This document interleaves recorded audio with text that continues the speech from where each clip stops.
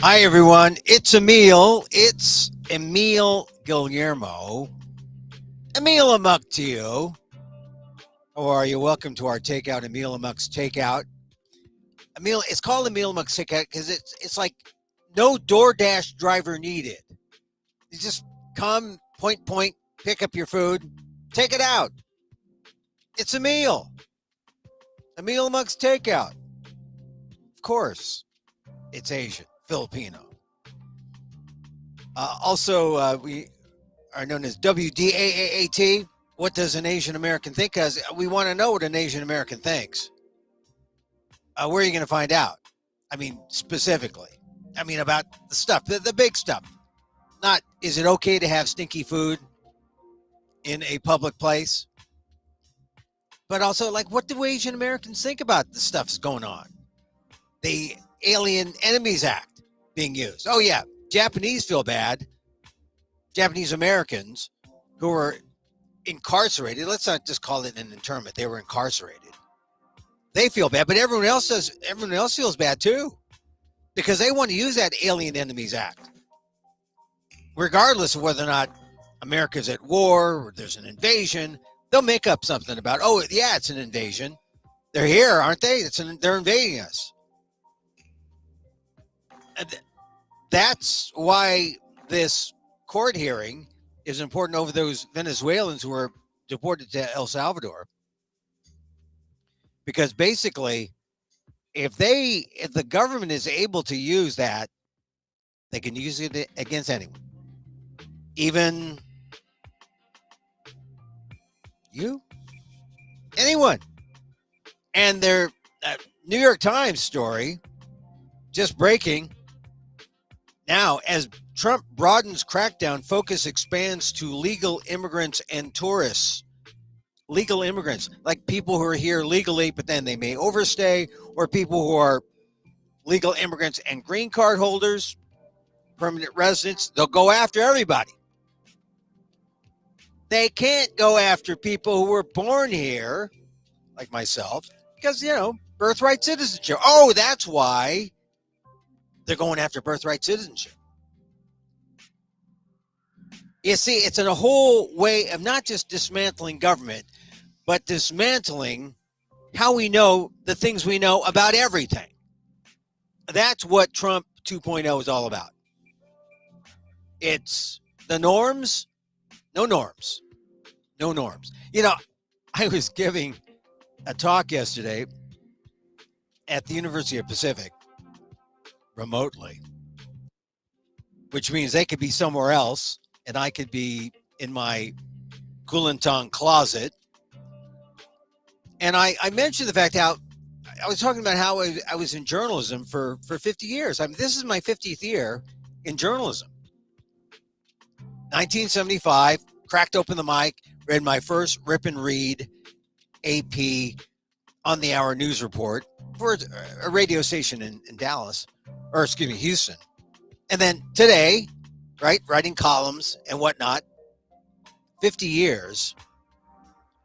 And I said that when I took a break, it was when I went to work in Congress for a guy named Norman Y. Mineta, who to Asian Americans, he's the guy. He's like the political god, right? He got reparations for those who were incarcerated. He is the guy. And I said, we called him Norm because he made things normal. Things are not normal now. I don't know what Norm would do now.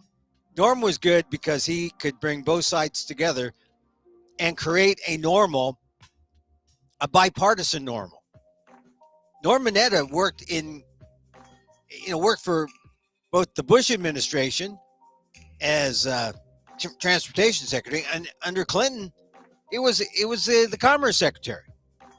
The guy was a master politician, and I was happy to be just to have worked with him.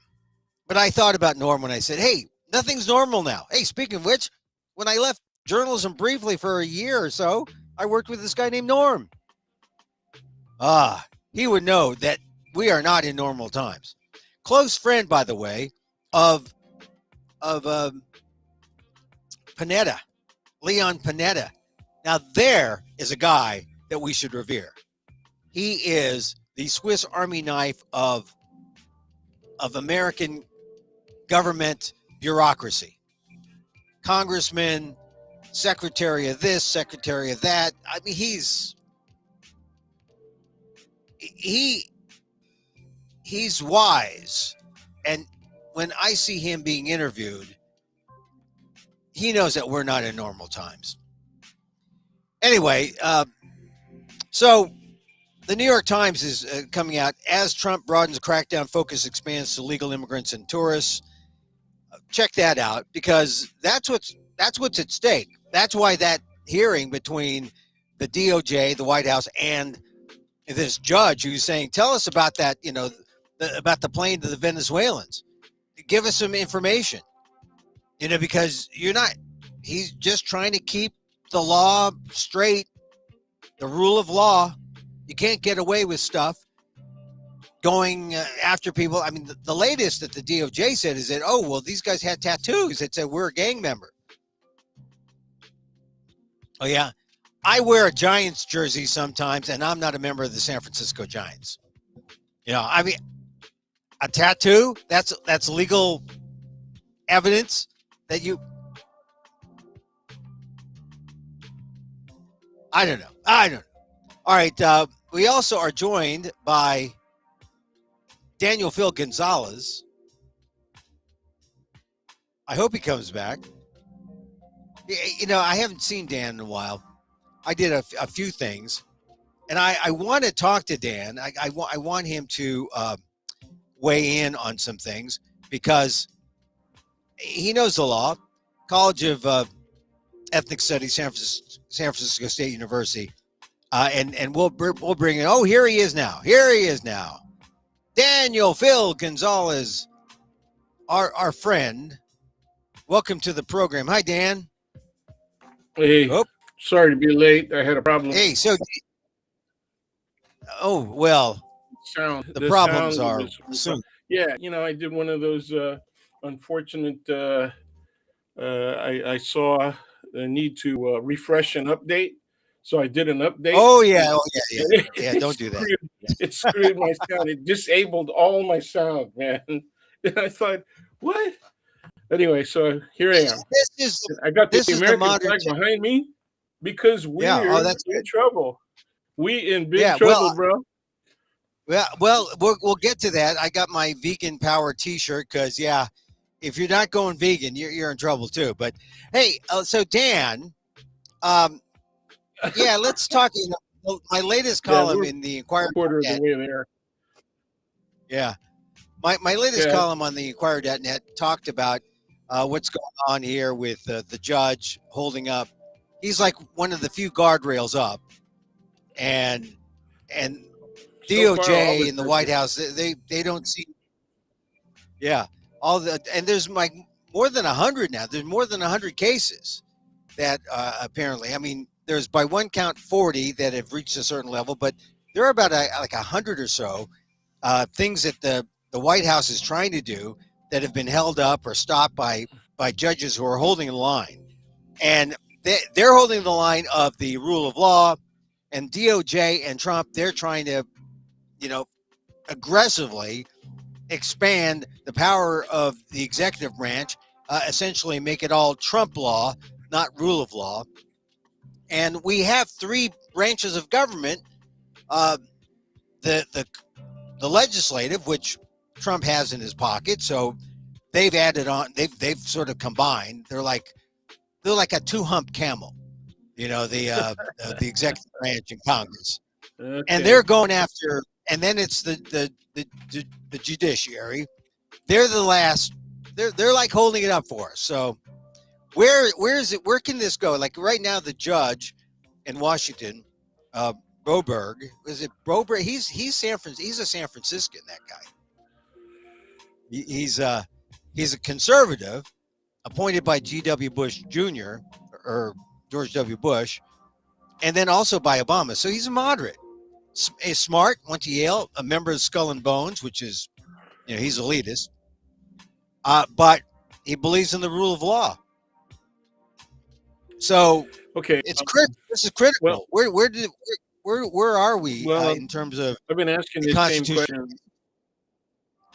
I actually have been asking some of the constitutional lawyers, including people in Paul Weiss's firm, for example, which was recently under attack by the Trump administration. They're trying to keep these people Right. away from buildings and the courthouses, which is really ridiculous and shocking to most jurists, regardless of conservative, liberal. It has no meaning right now. Okay, all of that stuff has very little, if any, meaning. What really matters is whether or not they're going to follow the actual law. And most judges, regardless of their appointment, the circuit appointment, right, will agree with the judges that have now and asking questions about the actions, not only because it all goes back to that. Now, the resistance is going to be the resistance against them is at issue right now. What happens? Can they be held in contempt? And I think the judge is getting close to that, right? Because they haven't responded with the appropriate answers to very simple questions. Now, the judge can actually go independently of them and appoint a special group of investigators independently of the government and say, okay, I want answers to these. Hold the Trump administration representatives in contempt.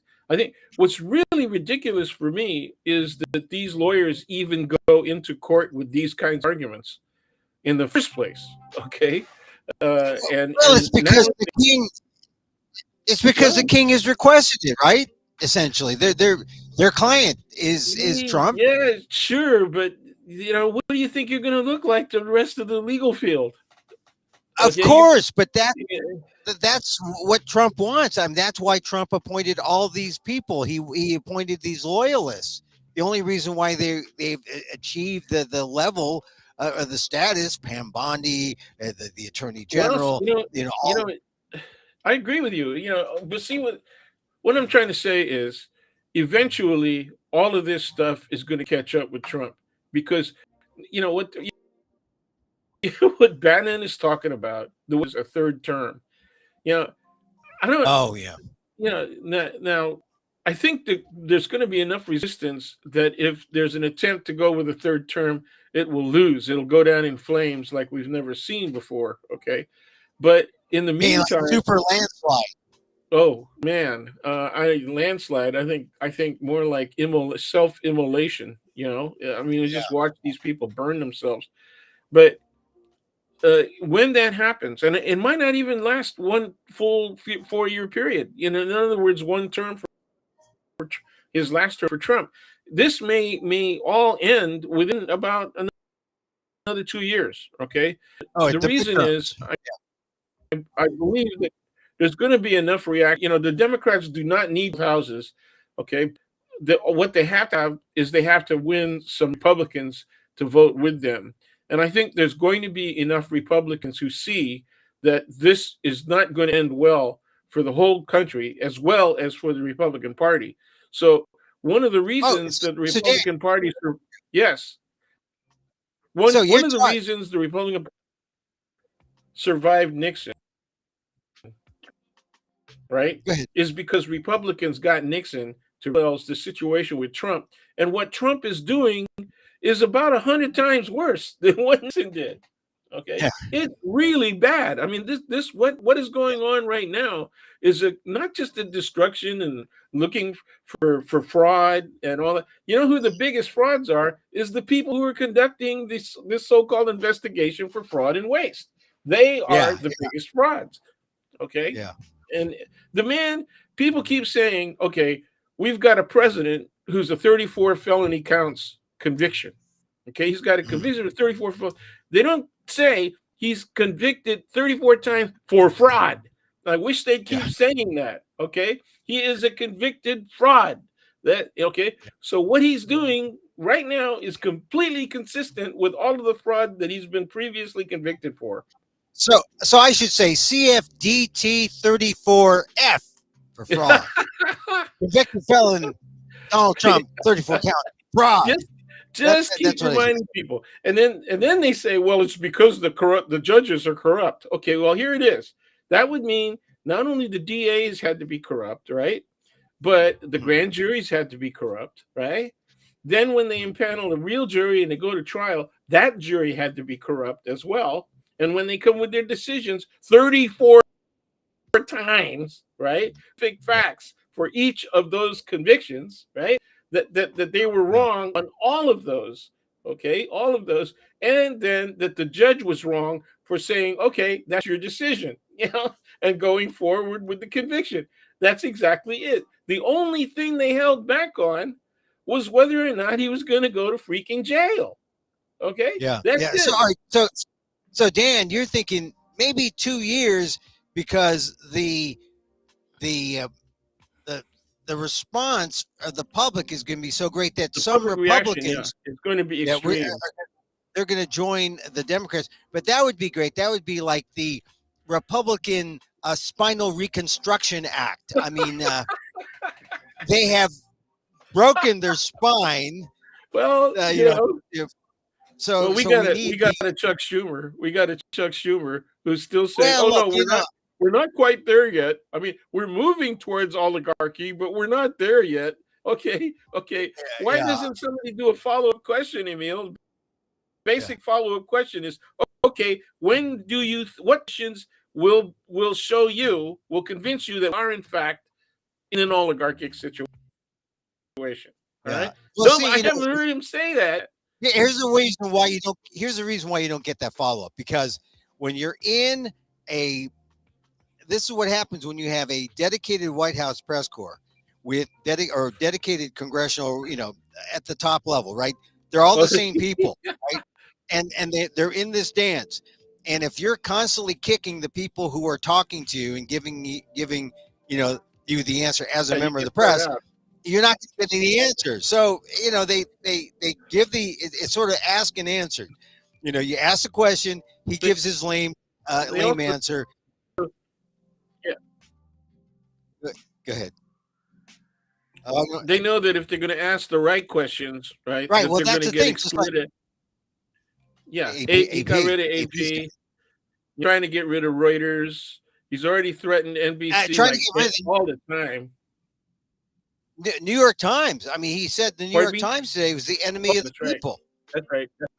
Yeah, the Times today, enemy, and the Times today.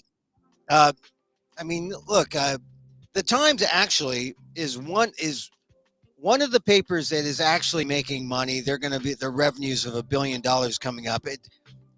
All newspapers are not all, but most newspapers are really having problems. But the Times, the Wall Street Journal, they're doing well. Wall Street Journal has gone after Trump, but that's sort of like the good guy, bad guy with Murdoch, because Murdoch owns the Journal. He's bad on Trump there. He's good on Trump on Fox. So, so Trump leaves them alone. But the Times just put out a story today. As Trump broadens crackdown, focus expands to legal immigrants and tourists. And I talked about, they said they were citing how the Trump administration going after that Columbia University, student. And then they talked to border officials and they said the government's just using more enhanced vetting practices, which may include going after legal immigrants, may include going after, green card holders, simply for speaking out and speaking their mind and disagreeing with the Trump administration. Now that's when it may strike people that what Trump is doing is over the line. However, most people like what Trump is doing with these Venezuelans. It's like 60% in public polling. Yeah. Approve what is his hard line. So it's tricky. Well, how do you interpret of that is? Do you think what they really believe? Do you think they knows? Well, there's funny how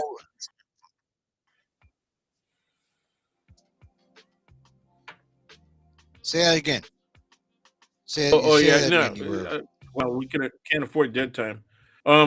Yeah, they does the general public of this action of deporting the Venezuelans, do they believe that that all of these people are all criminals? Yeah, well, this is why Trump has been tight-lipped on details about who these people are, and then just going by, well, from the tattoos, it's clear, these guys are gang members.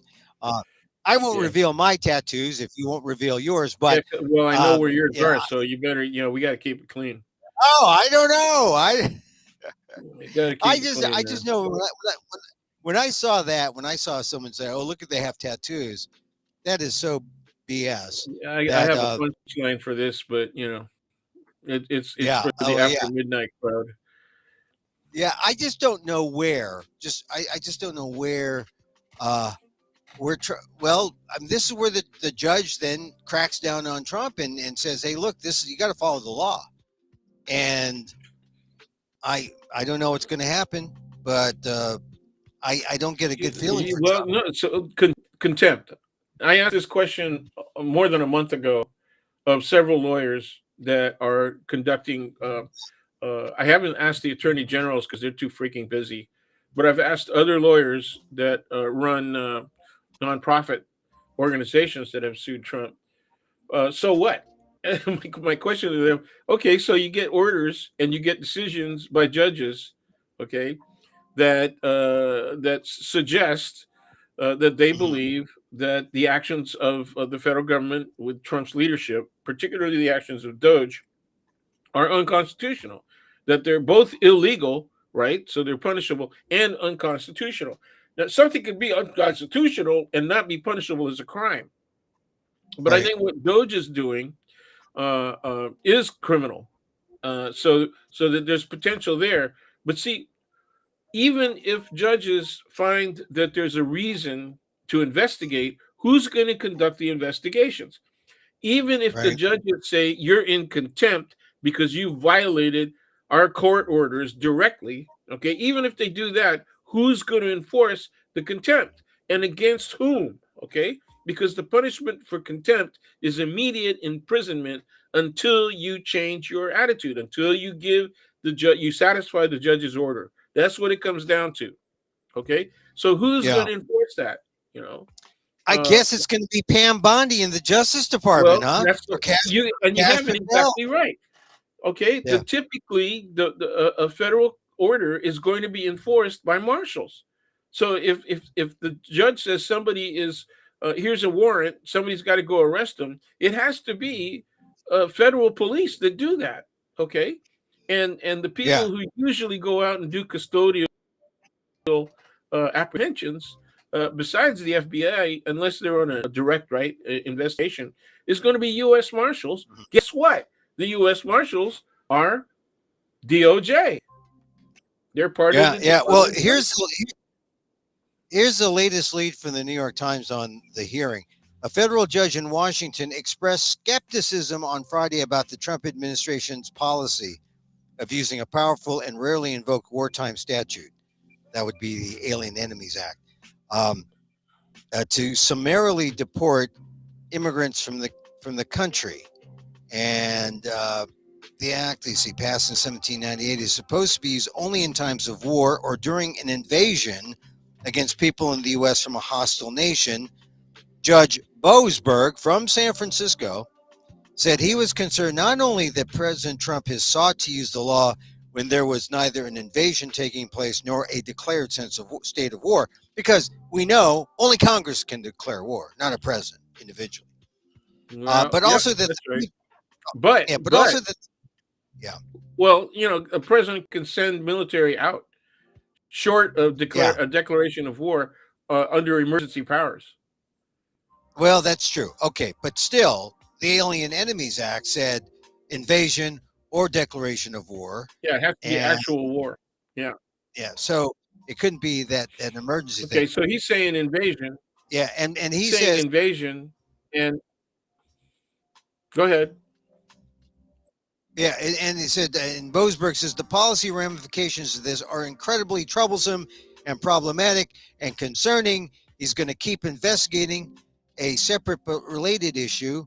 Let's see. The government is not being terribly cooperative at this point, he says, but I will get to the bottom of whether they violated my order and who is responsible. So he wants to crack down. So he's standing up for all those, Republicans who have a spine. He's sort of regenerating a spine for all those who no longer have one on the Republican side.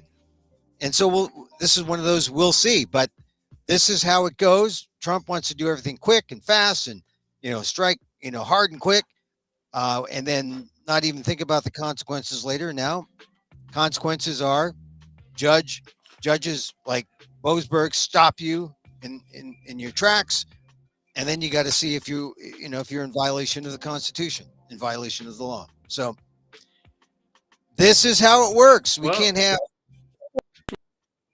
I think that the judge could possibly.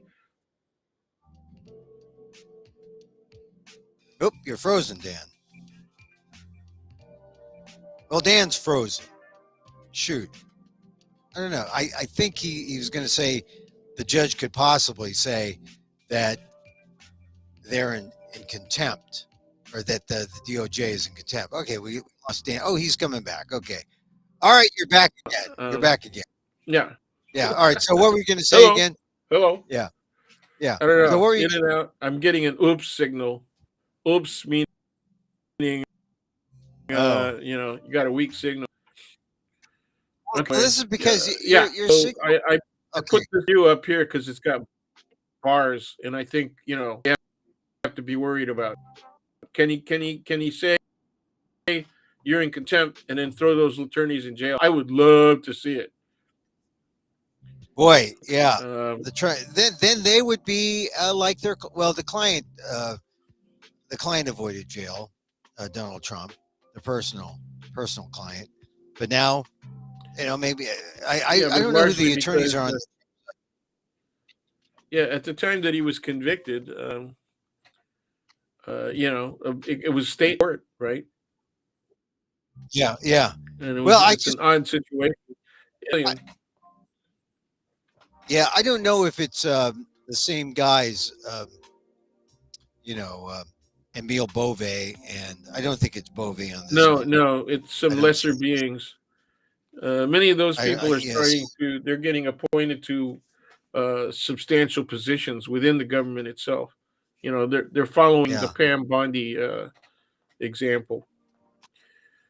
Yeah. Boy, so is she crazy, huh? She's still taking the position that that Biden stole the election, man. Right. Yeah.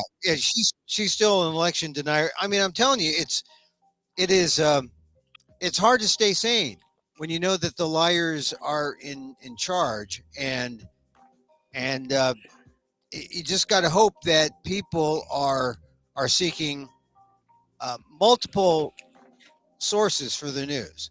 I mean, you have even from the mainstream level all down, and unfortunately, most people get their news from TikTok. That's the problem.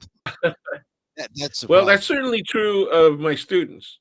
That's certainly true of the students. Their honest statements are social media in general, and then when I press you, what social media, right? You get TikTok, Instagram, right, like that. They're not even on Twitter anymore. Right, so, and you know what? They trust social media, which means they trust gossip. They trust their friends. They don't trust professional journalists. They don't trust professional media types. But social media, they'll trust their friends. So the lesson should be. Ask them, you're right. You're right. They that is exactly their peers. They trust their peers. Yeah. So most of that means their age peers and peers. They also when I push the issue and I say, how about reliable news sources? What are the most reliable? Then they come back with traditional media and the top of the heap, the best explanations of why they find certain sources reliable and accurate than others. when they say New York Times and PS, right? NPR. That's funny. Radio. And I'm not just saying this to butter you. Yeah. Well, so they funny. say, these are the most trustworthy. Some of them even mention BBC, and Al Jazeera even. But not Fox. Nope. But they don't mention Fox. Nope. That's a generational but it's generational. Generations. Yeah, even even young MAGA types would say, "Oh yeah, Fox. That's what my dad watches." Yeah, because the young MAGA guys go with podcasts. They go with podcasts. They go with all these other things. They don't go with. They don't go. And true and true. They're on so. Oh yeah, truth absolutely makes sense, right? And then Messenger maybe, or some of those other ones, Signal. So that's I mean, so when it brings up when I was giving this. Yeah, Reddit. Yeah, when I was giving a talk yesterday at UOP about how media has changed in 50 years from when I first cracked open a microphone and read the news to today. The difference, news cycles, the technology, and who we trust, and how susceptible to misinformation we all are. And how a lot of us get our news from these fragmented sources, and then we still, even after we get our news from all the fragmented sources, some we trust and some we don't trust, we still don't know the truth. We still don't know what actually is the truth. So where does that leave us? We're still forced. That's the problem. We're still forced to. Go ahead.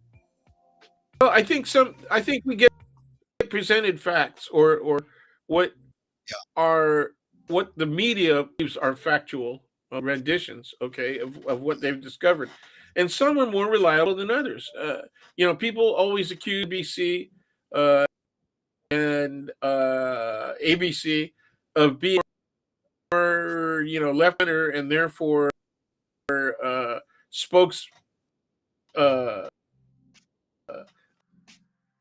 media for the Democratic Party, much more than CBS. Yeah. So CBS gets a little bit more of an even shake. Well, anyway, I'm just talking about this. I believe that the generational thing is television. So they're doing more TV and radio. And what is it that right-wing radio owns about 80% of of radio, private sponsored radio in the United States. Yeah, what's the name of that? There's a couple of. There's only two that own everything. Yeah. Yeah, and that's been true for starts decades, with an S. iHeart and Nexstar. Yes. Yeah, Nexstar, Sinclair. Yeah. And smaller ones Sinclair. Like Salem. I think Salem. Yeah. They brought up and more stuff during COVID.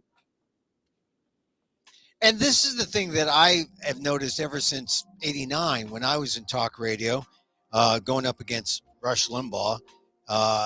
That's where you really saw the whole thing beginning to evolve to where it is now. I mean, it started there with Limbaugh, the polarizing debate, the polarizing rhetoric, and look, Trump is essentially just a talk show host and media star rather than a politician, and he's capitalized. He's capitalized on Limbaugh's success, and you can see he really doesn't know what he's doing. He doesn't know what he's talking about. He doesn't know how to do things in a political way, which for him is actually a good thing because people don't want a politician.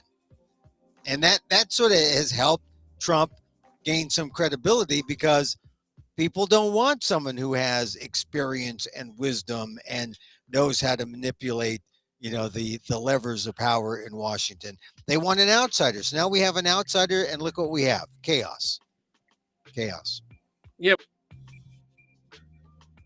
but the whole thing is he's not an outsider. He's always been an insider. He played in New York politics forever. I mean, you cannot do even a medium-scale business, right, without being engaged in politics.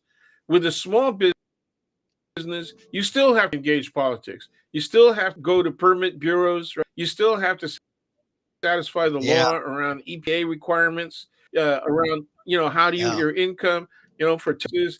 Also, your treatment of your employees is heavily regulated, right? Whether or not that's enforced, it all comes down to whether or not the local government is willing to enforce those laws. Okay, so you're constantly in contact with the political bureaucracy, the governmental bureaucracy, whether or not you want to be engaged. It's always been engaged in the process. Okay, but he has also always escaped accountability for violating all of those regulations. Yeah. And, but this is the thing about government and business. And when there's a balance, the government is there to regulate businesses and speak on behalf of the people, the consumer, right? When it's balanced. And when it's out of balance, companies and corporations have it all their way, and the consumers get dumped on.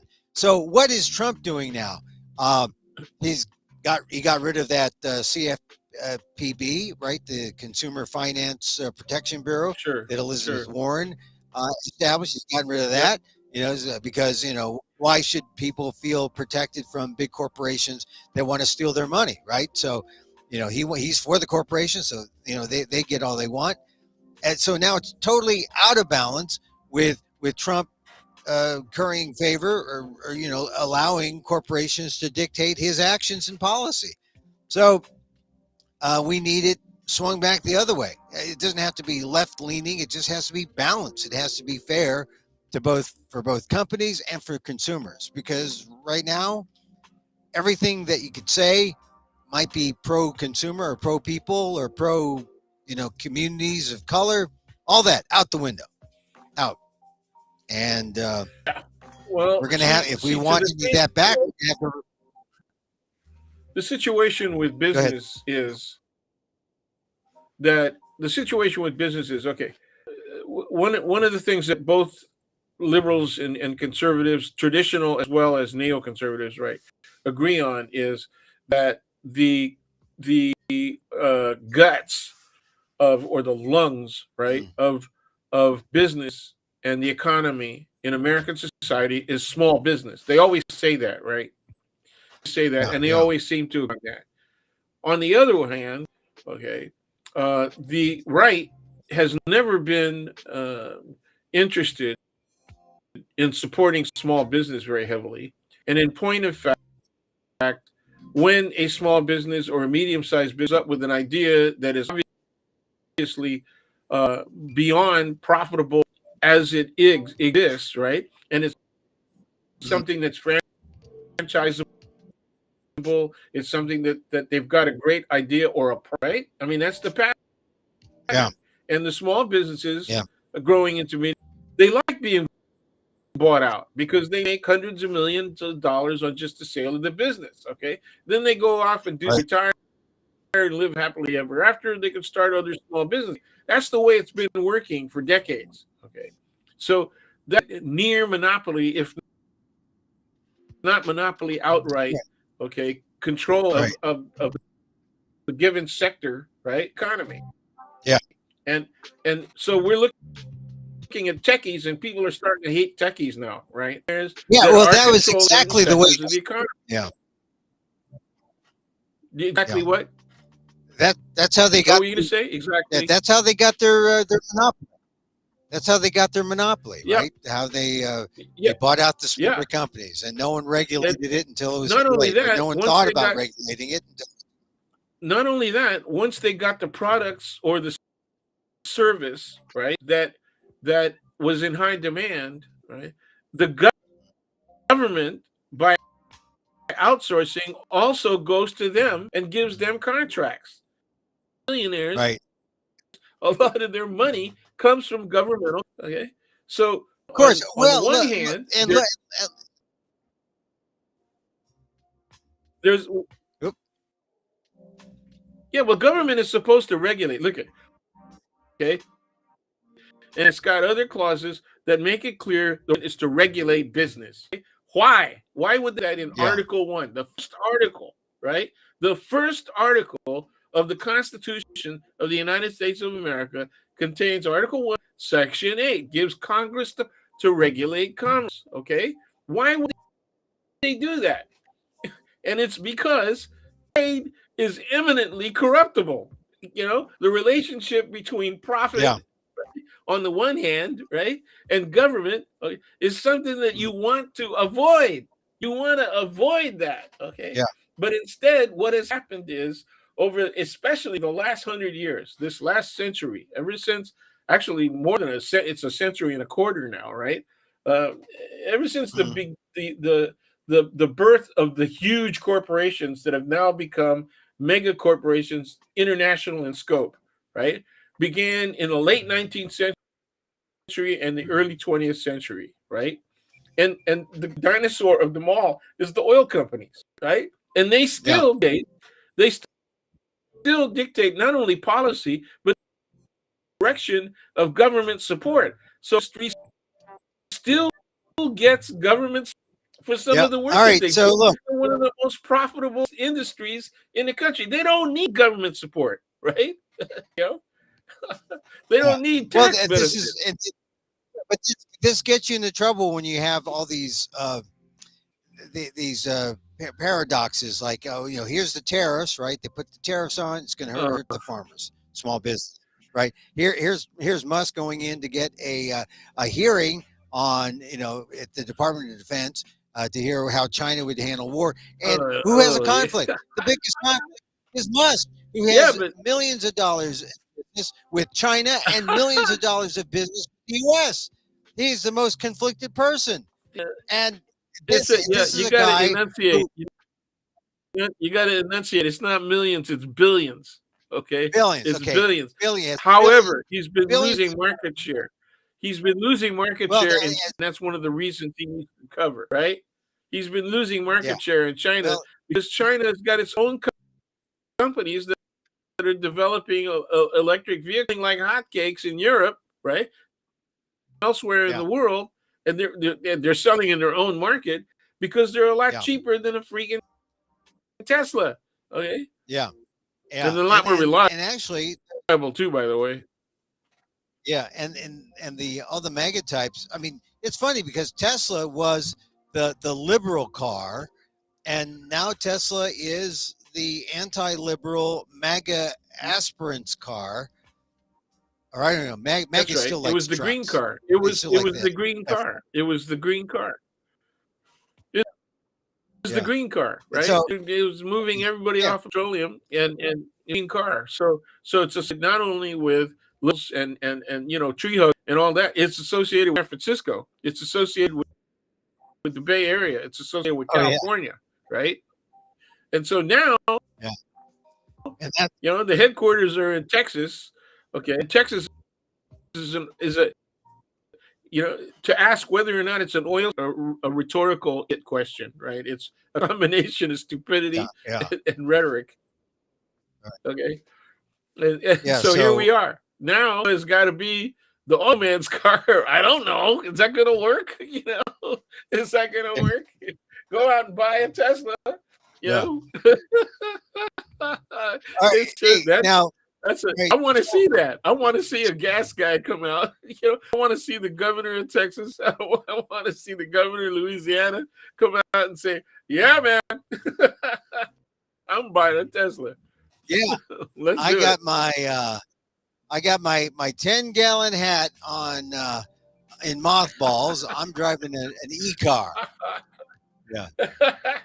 So, I think he's one of those guys who got caught driving a hybrid that gets shot, you know.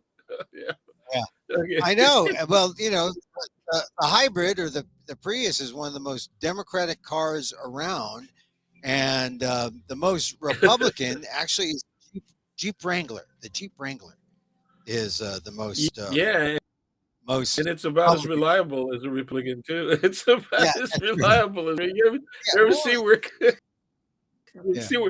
Because you got to check. I guess Consumer Reports is a liberal rag. You can't rely on Consumer, real liberal rag. It's critical in Teslas and Jeep Wranglers, So Dan, let me ask you some questions. All right, so we talked about Musk, get rid of that. How about Social Security? Donald Trump says he's not going to touch Social Security, but he has essentially when he messes around with the rules. Now you can't even call up an office without proving your identity, and to prove your identity, they want you to come in, and this is going to, break down and force maybe some people not to get benefits or to lose benefits or delayed benefits. And they're also, laying off a ton of people from the field offices. But this can't be good. These rule changes. What do you think? Well, okay. First of all, you've got on the traditional Republicans are really angry and fearful. Okay, because if you take a look at the people who are protesting and calling out, okay, you take a look at them. They're overwhelmingly white and they're overwhelmingly over 50 over crowd. Okay, 60 or 70. Oh yeah, just take a look. Okay. Yeah. SSI as well as Social Security, right, are people who have disabled members of their family. I lost connection again. Yeah. Yeah. Also the vets. The vets are out there. Okay, come on. Disabled. I'm here. A lot of disabled vets. Oh, Dan, you can't hear me, huh? Oh. Well, we've lost. These aren't fun if Dan can at least chime in. But I guess you might have to kick out and come back. Now he's frozen. Now let's kick him out. We'll kick him out and force him to come. All right, there you are. You're back. All right. Sorry, man. All right. So you hear me? Anyway, okay. So that's right. Okay. We got all these people who are really upset, and they're attending town halls and many of which are being held by Democrats in Republican districts. Okay, and so what are they concerned with? They are making the charge that Social Security needs to be protected. Okay, and they're coming from Republicans is we can't touch Social Security. That's what it is. We cannot touch Social Security. I don't know what they mean by we, because the easiest way to gut a program without wiping it out is to understaff it. Okay, so the first things that politicians will do if they want to for lack of a better word, disempower or emasculate, that's the better word that I was looking for. If they want to totally disempower a project or even a whole department, if they want to disempower an institution that gets governmental funding, first thing you do is you cut their funding and you cut their. So when you reduce their staff, you reduce the efficacy, right, of the institution, and that's what they've done. Okay, so they've already done that. Yet the politicians, the Republicans, are saying we're not touching Social Security. Yes, you are. Even if you haven't messed with the regulations directly, once you start talking about, make sure that there's no fraud because the people commit fraud over the phone. Yeah. And then, this is so they can't come in. They have to come in, and then you close the offices. Your offices too. So not messing with Social Security. Yeah, I think this is going to be the turning point where people will be coming for. I mean, they call it the third rail of politics for a reason. That's because people get agitated about this, and for some, and for good reason. For many people, it's their only source of income. So I don't think I'm waiting to see. I think a lot of middle class people don't appreciate that. I think a lot of middle class people don't appreciate that. I don't think they understand. They should, because a lot of seniors as you say, that's the only sources of income. That's it. They might have saved a little bit if they had a 401k, maybe, but for many people who didn't save, that's they were relying on Social Security, and for many of them, it's not as large as it should be or could be, right? I mean, it's about maybe a half to a third because of job loss or because they didn't make as much money. I was looking through a list of states and what counts as what level of income counts as middle class, and high middle class and low middle class. And in terms of I was also looking at the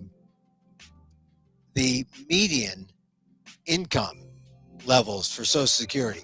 It's really lower than you think. It's like, the median, like maybe 1,600, 1,800. That means half making more, half making less a month, which is nothing. And that's a big chunk of what you do. And then you got to do 2 or 3 other jobs at, fast food or retail to make up. I mean, it's tough. It's tough for some people. And I don't think like you said, I don't think the middle class, especially the younger, unless they have parents who are on Social Security, I don't think they understand. But I have noticed, and you're a teacher or a professor, or you're now emeritus, but I started feeling the parents and grandparents, I started feeling the rift between the young generation and parents and grandparents.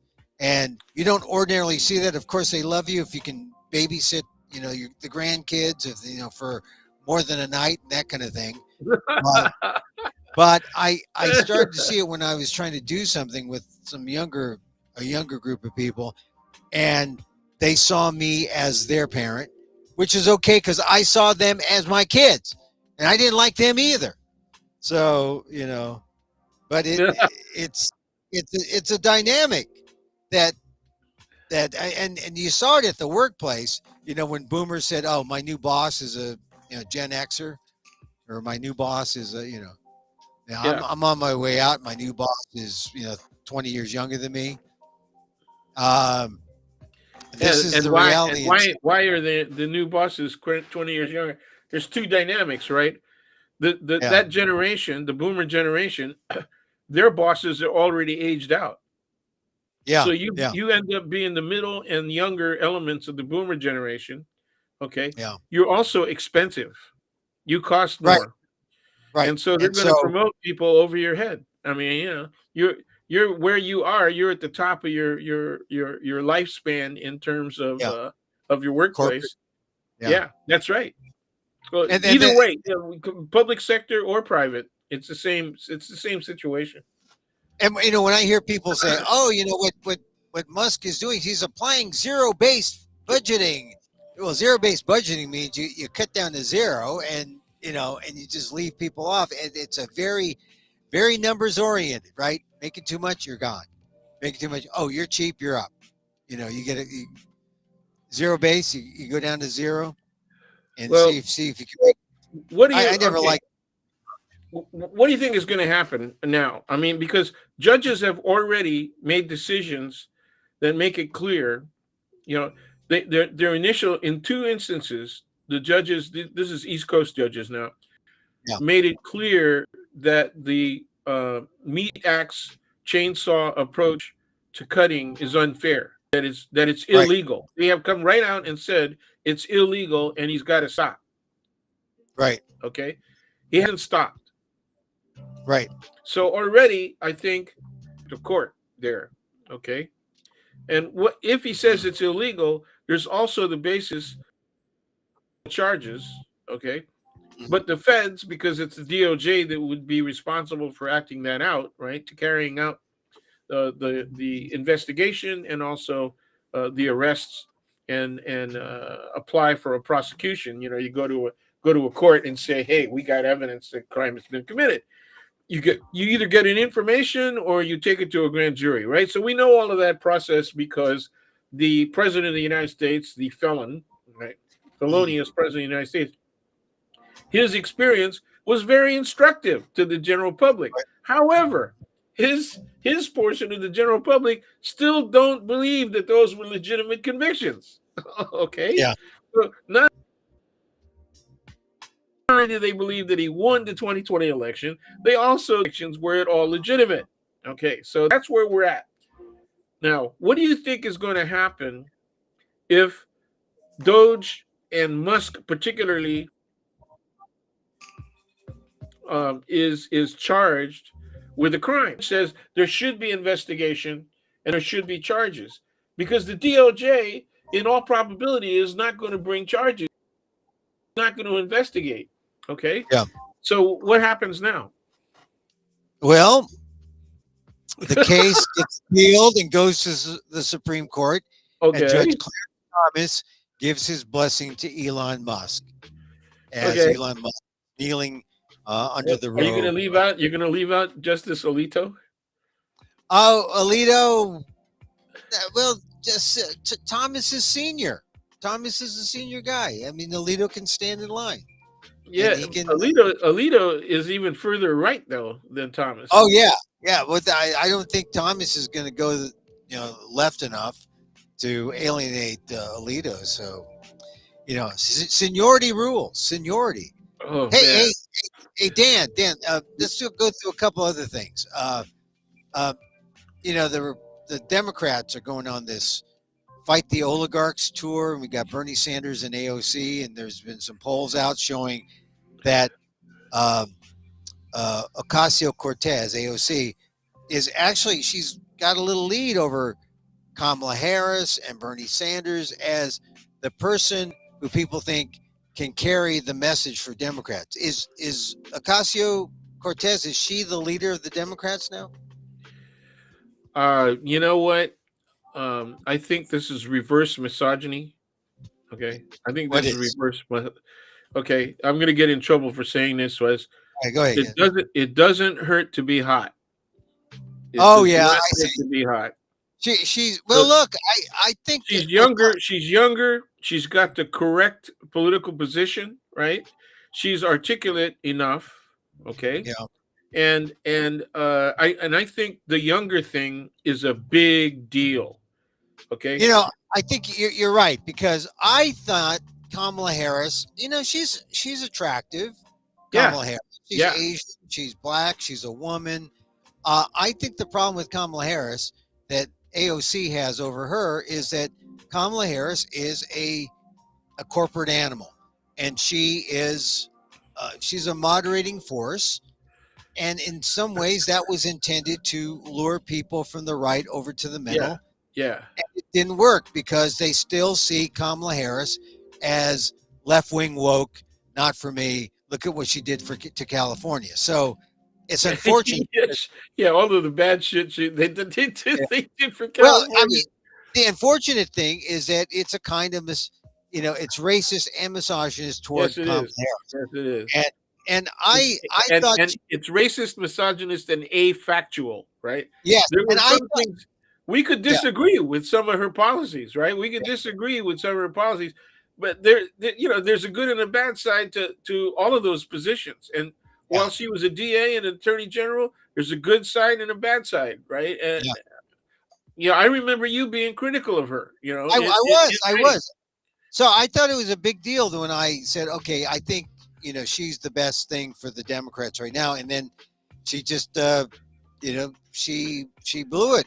I mean, in terms of, Joe Biden had an ideal, traditional, liberal Democrats, turnout among people of color. Harris had 30% less than, I think 30% less than Biden among, people of color. And that's enough to set her back. I don't know if they would come back for AOC.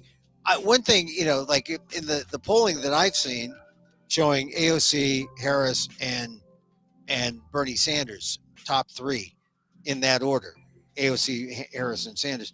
I think it's too bad that Sanders didn't win in 2017 because he probably could have beaten Trump instead of Hillary, and Yeah, that's a the matter. interesting thing is that when Bernie was knocked off, during the debate stage, right? Yeah. That essentially it's the primary stage, but when he was knocked off, a lot of the pro Bernies, the Bernie Bros, remember that there was Yeah, always yeah. the Bernie Bros. Okay, they went and voted for Trump. Yeah, yeah. I mean, You know? I just think that Bernie. I know a lot of Trumpers who are Bernie Bros, Yep. but Bernie has that, and it's really misogyny, right?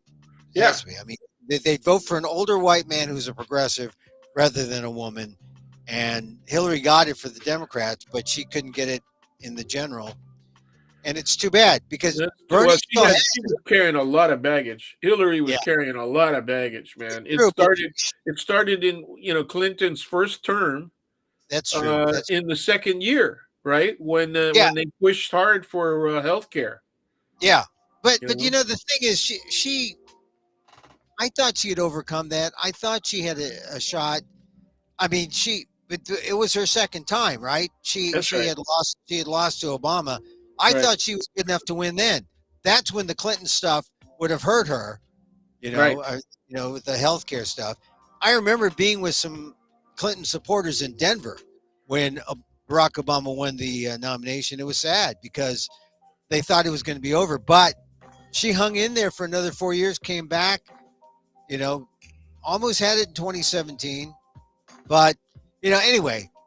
I thought she was the second best Secretary of State, second only to Albright. I thought Albright was an outstanding Secretary of State. Oh, and I think they are all second to the current Secretary of State, Marco Rubio.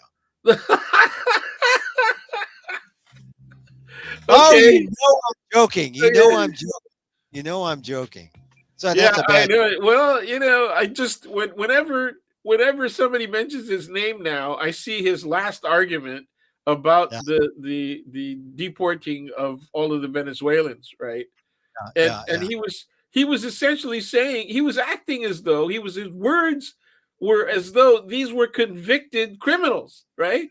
These people were not. They got nothing even close to due process. We don't even know who the hell they are, And then they keep saying they were obvious criminals. Okay, where are the charges, man? Where's the evidence that they're members of these gangs? And Rubio is on TV acting like, are you crazy? We got to get rid of these kind of people. But they were convicted of nothing, dude. Well, this is the thing. Maybe he's revealing secrets that he's not supposed to, or maybe he's just.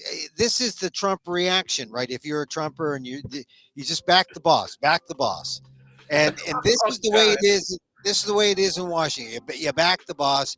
You get it to that level, and these are people who buy into it. Pam Bondi, Marco Rubio, all his cabinet. They back it. They're backing it 100%. They have to.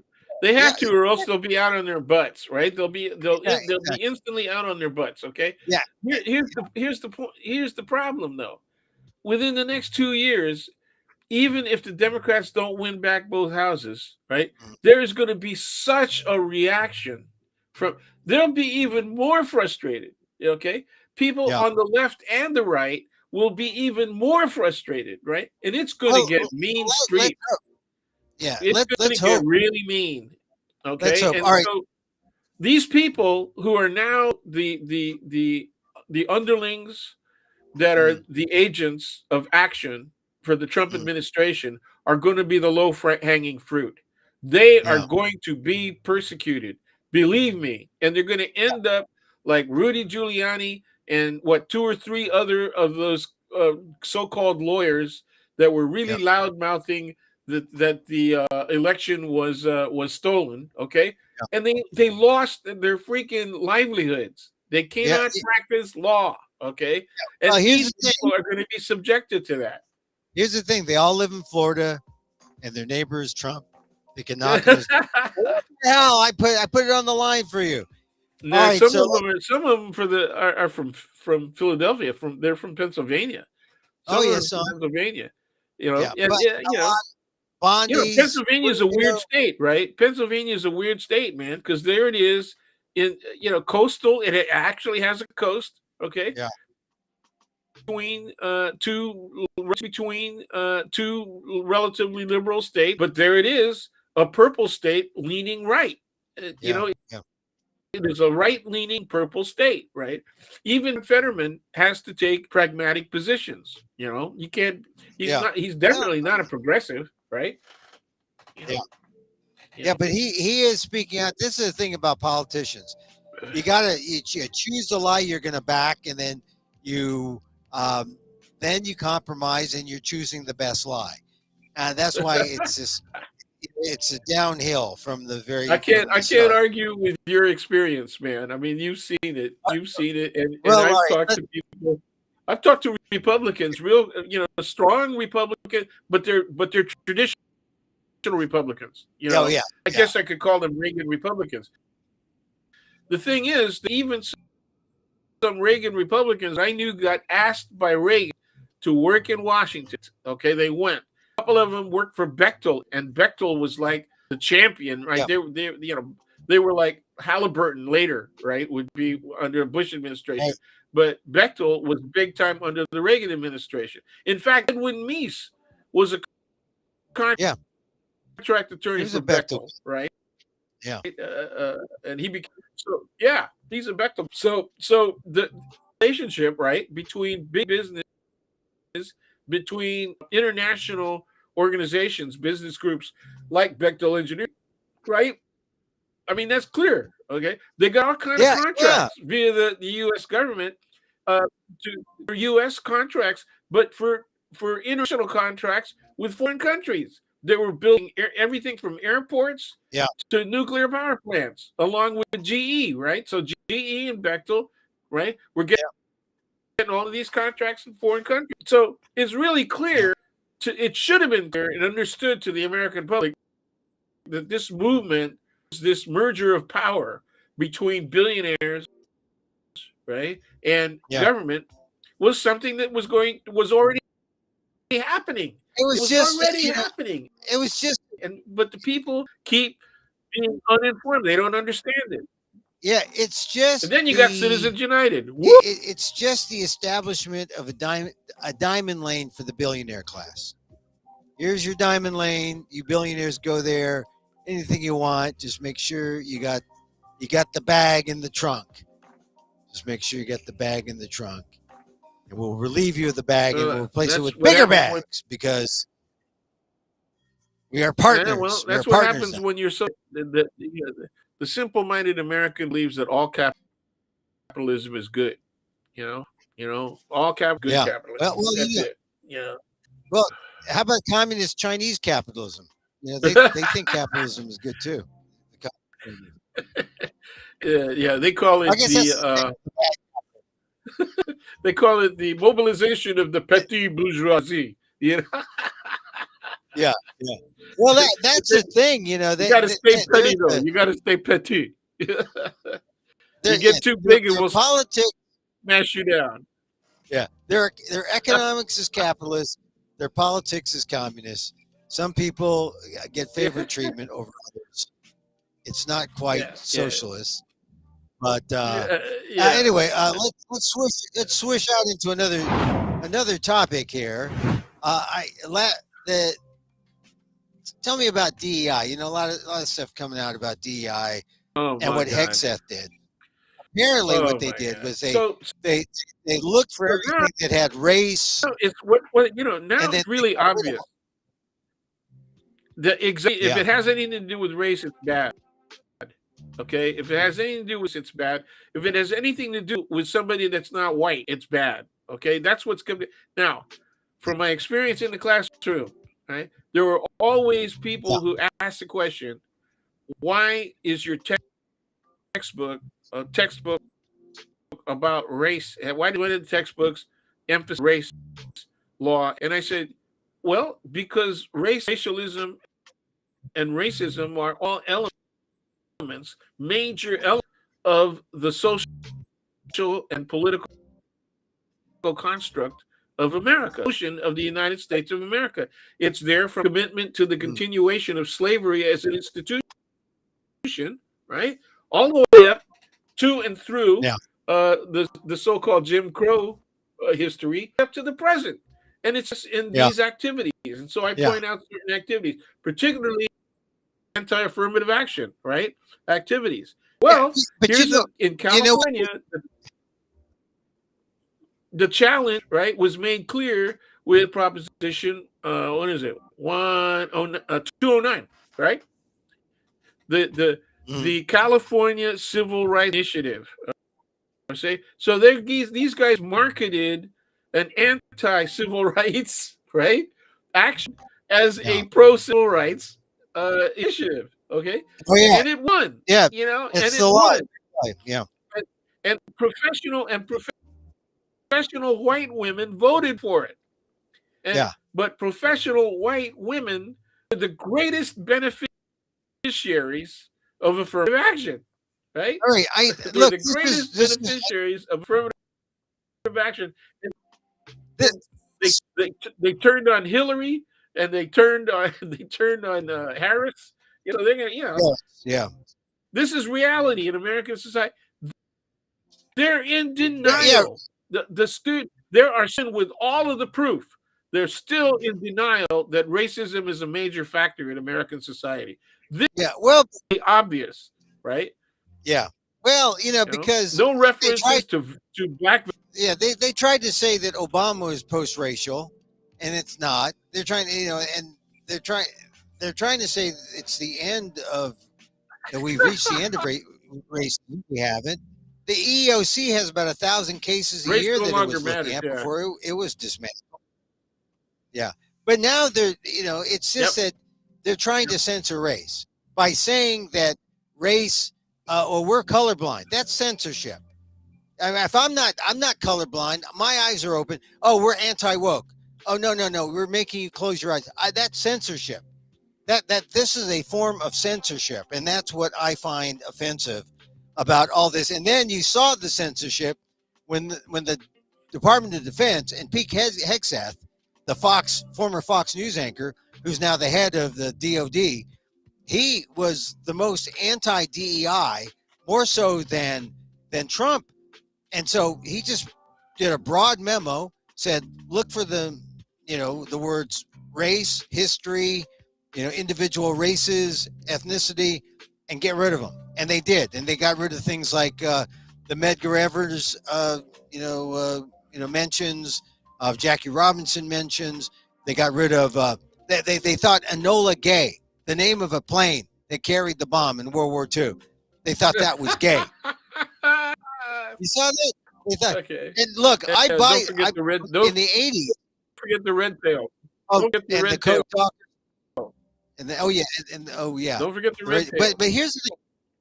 Yeah, when I was working at Channel 4, there was a movement in Fremont to get rid of to rename a street because it was called Gay Court. That's for real. And I remember doing a story. Like I believe it. I believe it. 384. I mean, it was so silly, right. But it's real because when you're in a situation where dumb people are out there, making a fuss, you got to expose that stupidity. And don't know what happened to Gay Court, but the Enola Gay got was eliminated. the picture of it. Department of Defense website. So Dan, it's censorship, right? It's censorship, right? It's not only censorship. You can't talk about race anymore. Yeah, censorship is the action, right? Okay, and the symptom. Okay, underneath all of that is racism, pure and simple. That's it. Okay, pure and simple. Right. Yeah. This is a demonstration of censorship that's rooted in racism. That's it. Are there other forms of censorship also rooted in misogyny? Yes. Okay. And particularly if you include gender difference and sexuality difference, then it becomes really obvious what is going on. And it started with the book banning. So if you're going to talk censorship, you got to start with the book banning. And in my classes, once again, I go through the McCarthy era and I talk about book banning. And so the students look at that and they if there's not book banning going on, okay, they see that as large. I might as well be talking about the Civil War, right? Because it's not relevant in their time. Okay. However, it is now relevant in their. What are they doing about it? Nothing. You know, is that still? It's not one of the. Everybody's worried about the price of gasoline than they are worried about book banning, right? Yeah. Now, well, whole universities are being stripped of money. What is it? $400 billion? Look, Dan, while we were talking, this broke. Columbia agrees to Trump's demands. The university has agreed to a sweeping list of demands for the Trump administration to address alleged anti-Semitism despite legal and academic freedom concerns. This is all because the Trump administration was going to cancel $400 million in contracts and grants. And so how is Columbia University going to be viewed? Are they going to be viewed as, I don't know, are they going to be viewed favorably for taking this stance? I mean, this is sort of anti-academic freedom, it would seem. They're gonna be viewed favorably, okay, and not just the extreme right, but by and not right, but just conservatively. They're gonna love that. Okay, number one, underlying all of this stuff is intellectuality, right? That is a major cultural element of American society. Is anti-intellectuality, and it's not just the younger generations who are stuck on communication through media that only communicates over 45 seconds of time, 2 minutes of time, 3 minutes of time. That started with MTV. Remember when MTV was all videos, and the whole music industry started moving towards doing short videos. So essentially it was the modern day equivalent of the 45 RPM record. Remember those with the big hole in the middle? Yeah. Okay. Yeah. So that's where we're at. That's where we're at. People. Well, this is what Columbia said. Supportive of this. Well, I mean, they have given in. They want the $400 million in federal funds, but this is according to the New York Times. The university said it had agreed to hire a new internal security force of 36 special officers who will be empowered to remove people from campus or arrest them. The wearing of face masks on campus will also be banned for the purpose of concealing identity during disruptions, with exceptions for religious and health reasons. Columbia will also adopt the formal definition of anti-Semitism, something many universities have shied away from, even as they, like Columbia, face pressure to do so amid protests on their campuses over the war in Gaza. And Columbia Interim President Katrina Armstrong said in a letter on Friday that the university's actions were part of its effort to make every student, faculty, and staff member safe and welcome on our campus. I think she made a mistake by giving in. What do you think? 36 Columbia, officers. I was just trying to look officers. Yeah. I mean, 36 officers who can I was looking up. What? What were you looking at? In fact, I am in the process. How much Columbia has in its endowment fund? Well, 400 million is not that much. If you've got, billions.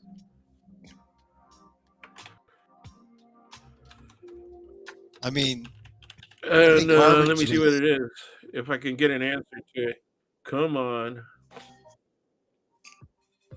I mean, Columbia University's endowment was valued at $14.8 billion as of June 30th. That's the end of the fiscal year last year, 2024. So if they 4 got 48 versus billion 400 million. and they're being shorted 400 million, right?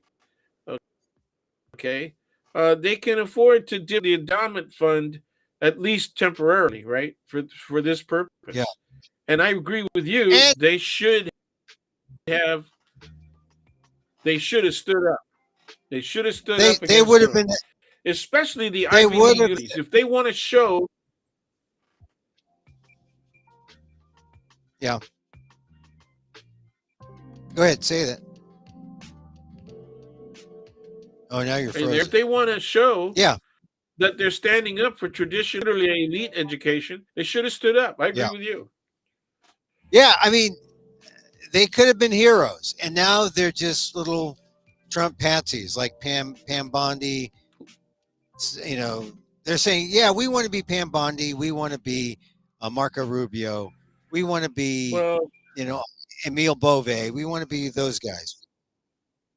yeah. Well, you know, they don't want to be the Well, heroes. They don't want to stand up for freedom of speech. They don't want to stand up for academic freedom. They don't want to stand up for freedom. Freedom, really. That's what we got. no, I would compare that. I don't know if they're comparable. Those people are real zealots. Okay, they're real going on, and they're doing it anyway. They know that what they're standing for is false. I cannot believe that Pam Bondi believes that what she's doing is actually in the best interest of the country, or for that matter, constitutional.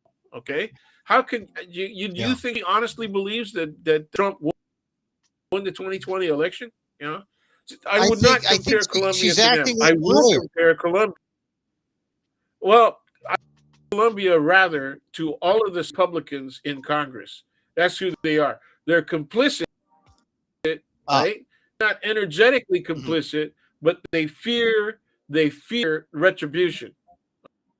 Okay, and that's Colombia has put not only itself but all of the rest of the Ivy League.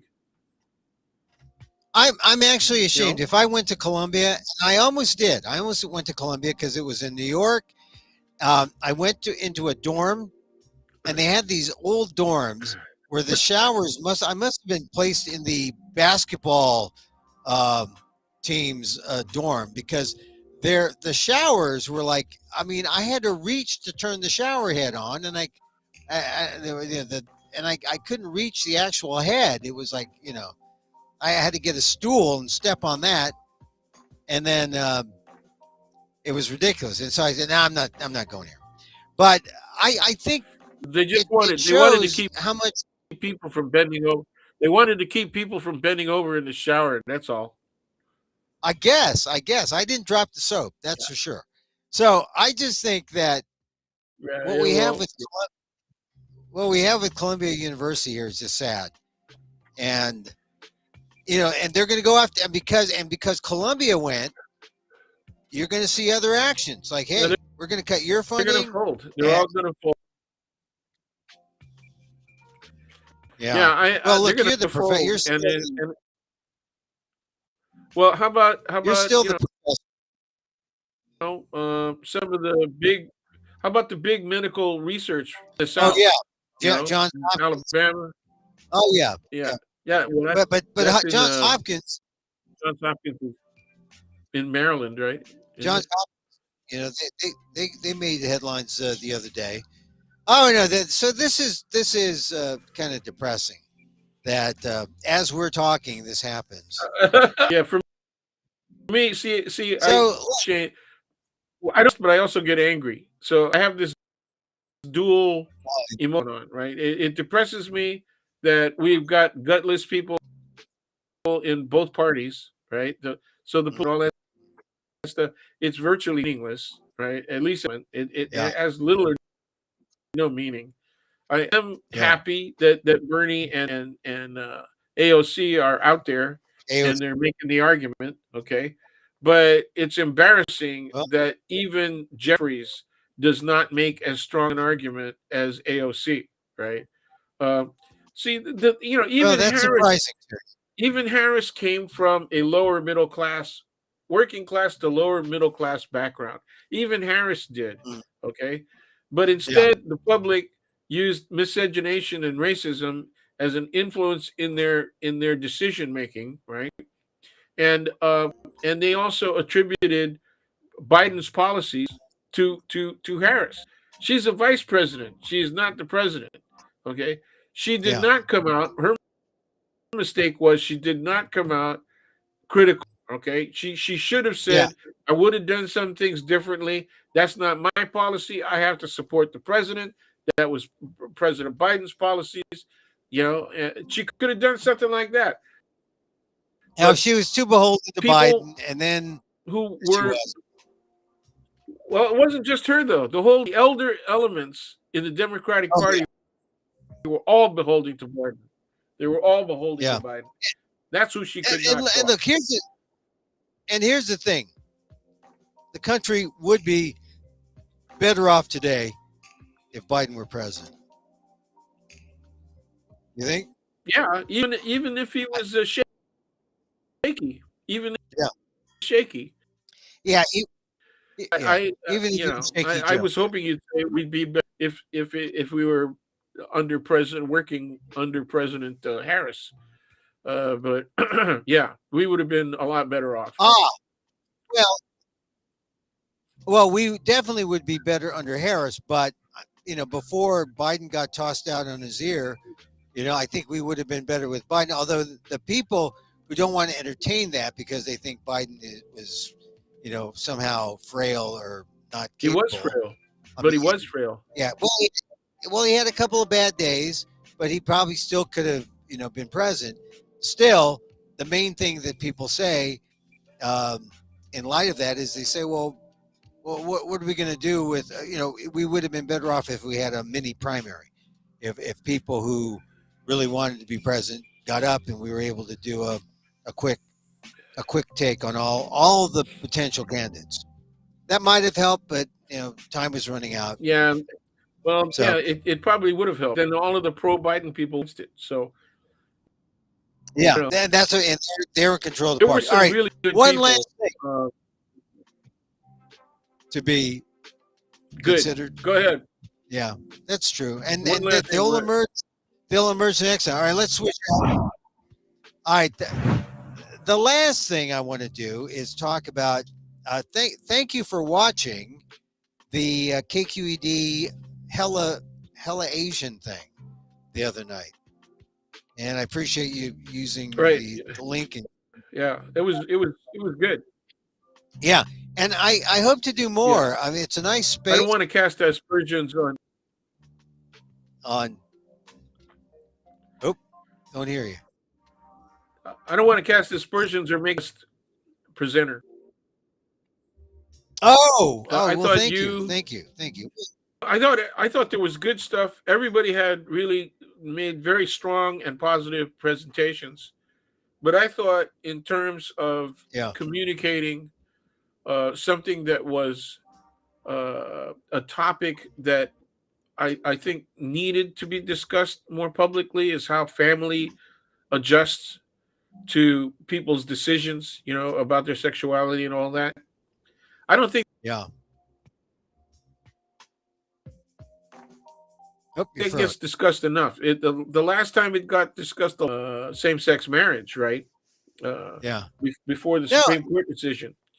Yeah. And this matter is even more politicized because of the conservative position against transgender women in sports. Yeah. And I saw something in the Boston Globe today that was, it tried to take it a step further and said, instead of getting upset with trans women in sports, why don't we have men and women competing together? Which is, there are some women who can compete with men. Not everyone, but not every man is capable of competing at a professional level in sports.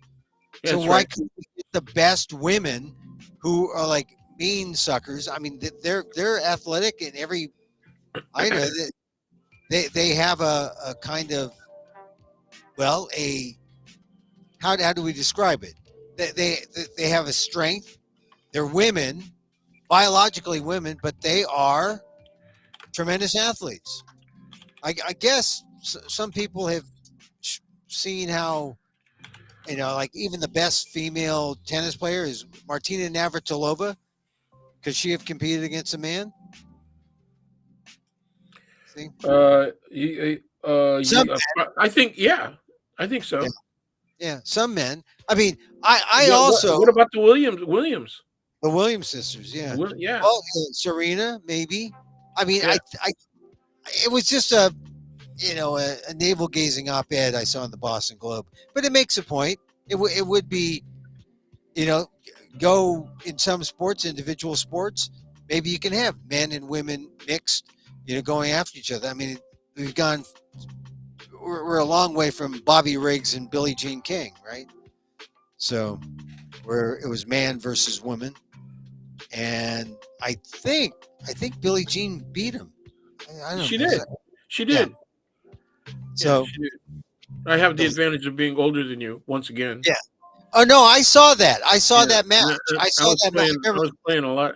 Yeah, but but I was old enough to appreciate the whole gender opposition thing. So and all the politics around it, I also forgot that you were a tennis player, right? You were a tennis player? Yeah, I did. I play. Yeah.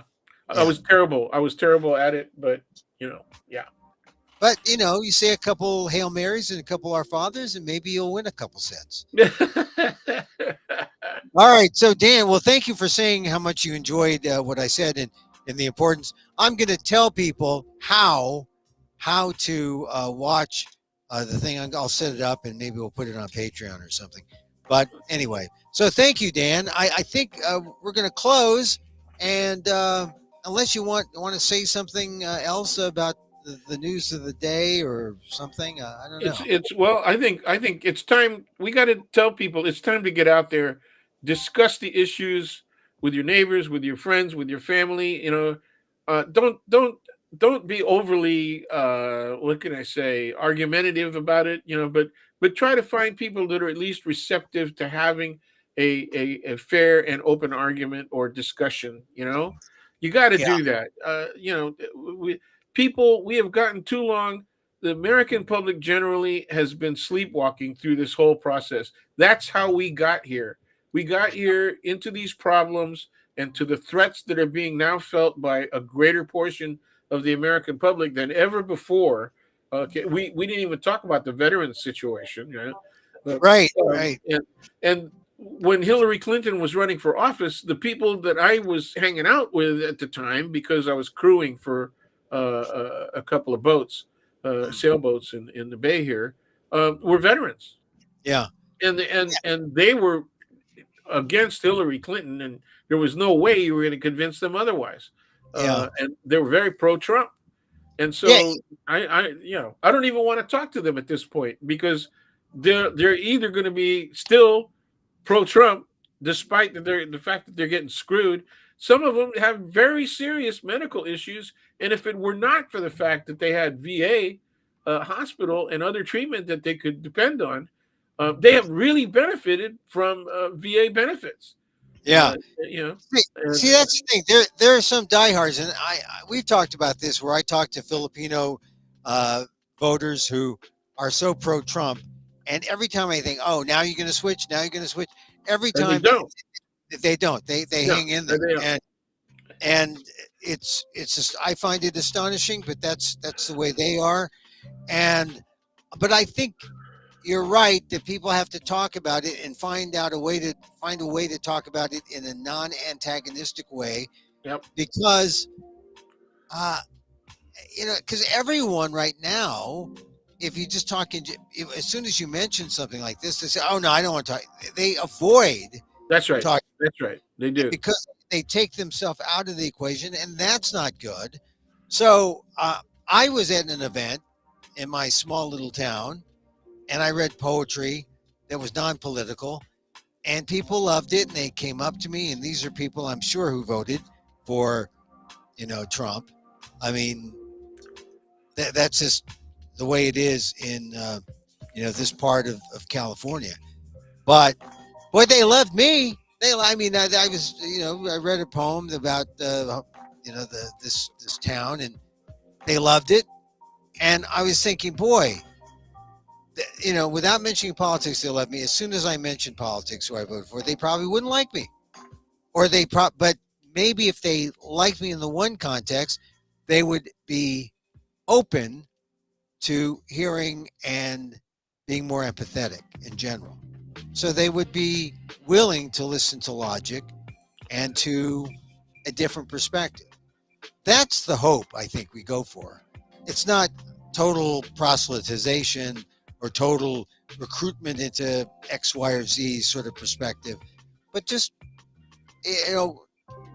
a respect for your fellow man, Yeah, I think the way to break the ice is actually to ask, if there's on certain issues that are more likely to have common ground.